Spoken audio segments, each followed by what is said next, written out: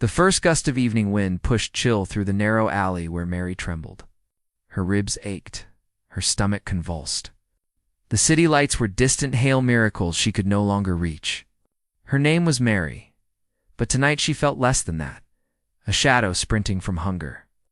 The hum of traffic and the laughter of restaurant diners above mocked her. She dared not raise her eyes.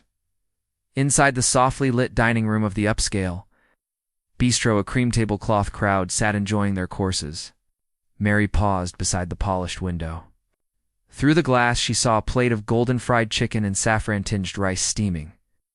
Untouched for just a moment, when the waiter stepped away, she slipped inside. Her world had shrunk to one desperate motion: reach, grab, run. The moment her fingers curled around the drumstick, the warmth of it startled her like a forbidden promise. Time slowed. The air was thick with potential disaster. She felt every pair of eyes shift, heard the gasp of the waiter, saw a sharp glance across the room. Her heart thundered. On instinct, she turned and fled into the alley, the stolen meal clutched tight. Her clothes were ragged, and under the street lamp one could count the layers of dirt that coated her skin. She pressed her plate to her chest and sank to the curb.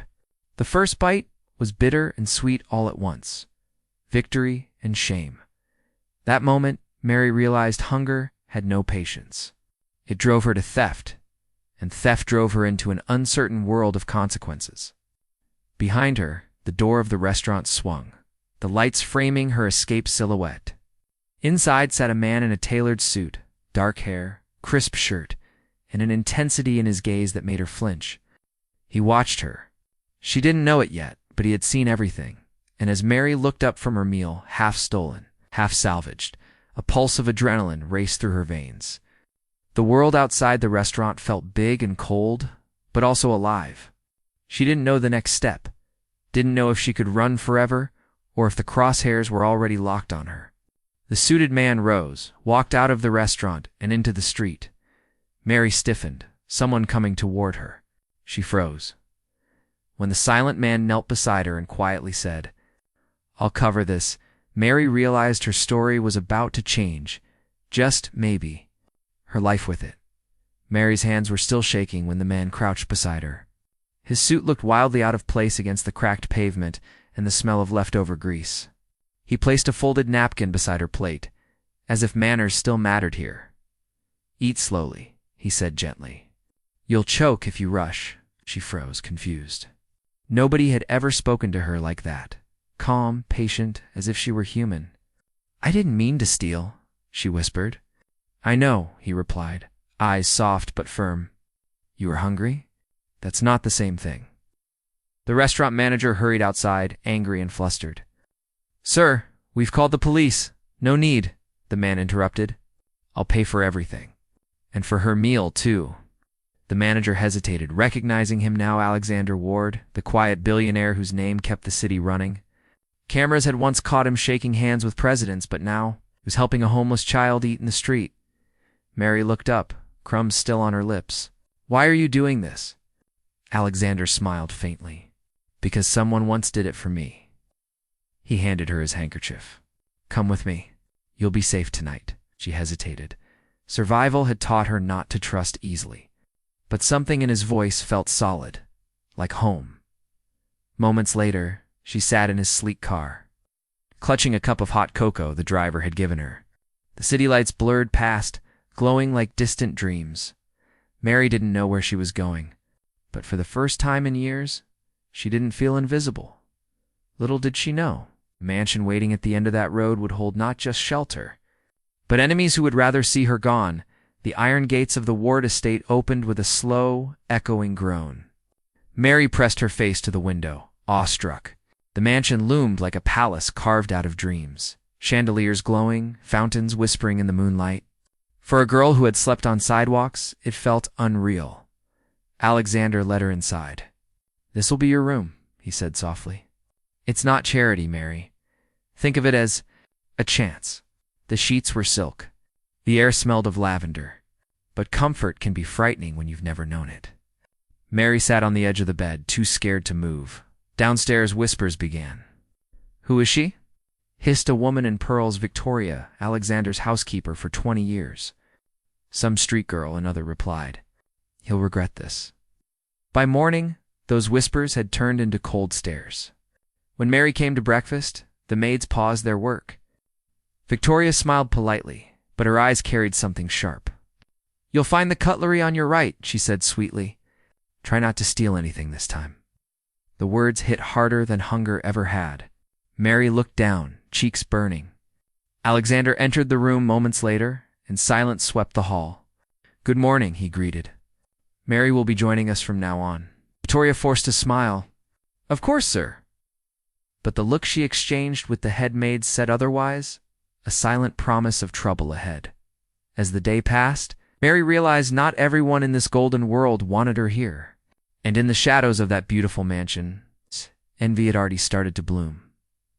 Mary had escaped the cruelty of the streets. But she was about to face something far more dangerous, cruelty dressed in silk. The days passed slowly, wrapped in polite smiles and whispered judgment.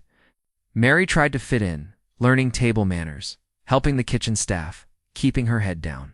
Yet no matter how much she tried, she could feel their eyes watching, waiting for her to stumble. Victoria was the worst. Her calm voice carried poison disguised as grace. You're lucky, dear, she'd say. Not everyone gets to eat with a silver spoon they didn't earn. She didn't want to cause trouble, not after everything Alexander had done for her. But envy can be patient, and Victoria had already begun to weave her plan. One morning, Alexander's late wife's diamond brooch vanished, the most valuable piece in the house. The mansion turned frantic. Guards searched rooms, servants whispered, and Victoria played her part flawlessly. I hate to say it, she sighed dramatically, but the girl does have a history. When they found the brooch tucked under Mary's pillow, her world collapsed. She couldn't breathe. I didn't do this, she cried, tears streaking her face. Alexander stood in silence, disbelief in his eyes. Mary, tell me the truth. I swear, sir. I'd never, but Victoria's soft sobs drowned her out. She stole from us, the housekeeper whispered. After everything you gave her, the guards stepped forward. Mary didn't fight back. What was the point? She'd been judged before, but this time it hurt more, because it came from the only person who had ever shown her kindness. Alexander turned away. Take her outside, he said quietly, as the heavy doors shut behind her. Rain began to fall, just like the night he found her. But the truth doesn't stay buried forever, and neither do the people who believe in it. 3 nights passed. The city didn't care that Mary was back on the streets, cold, soaked, and betrayed. But pain has a way of sharpening the spirit. She kept replaying that moment in her head, the brooch under her pillow. Victoria's trembling act, Alexander's look of disappointment. It didn't make sense. Until one morning, she saw it a headline in a newspaper stand. Ward Mansion Charity Auction raises millions, staff. Praised for dedication. And in the photo, on Victoria's chest, glimmered the same diamond brooch. Mary's pulse quickened. She wasn't crazy. She had been framed. With trembling hands, she walked back to the gates she'd been thrown out of. The guards hesitated. She looked broken but determined. Tell Mr. Ward I have proof, she said. Moments later, Alexander appeared on the steps. He looked tired, guilt heavy in his face. Mary stepped forward, holding the newspaper. You wanted the truth, she said softly. Here it is. He stared at the photo. The silence was deafening. Then, for the first time in years, the billionaire's calm broke. Victoria, he called, voice like thunder. The confrontation that followed shattered the mansion's quiet. Lies spilled, secrets exposed. Victoria's mask slipped under Alexander's fury. You used my trust, he said coldly, and ruined hers. Tears streamed down Mary's face, not of fear this time, but release. Alexander turned to her. I should have believed you. Mary shook her head. I just wanted a chance, not pity. He nodded. Then let's start again. Weeks later, Mary stood in a modest classroom the Ward Foundation had built, teaching children who'd once been like her. Her eyes carried warmth now, not fear, from stolen food to second chances. Mary learned the richest hearts aren't born with money.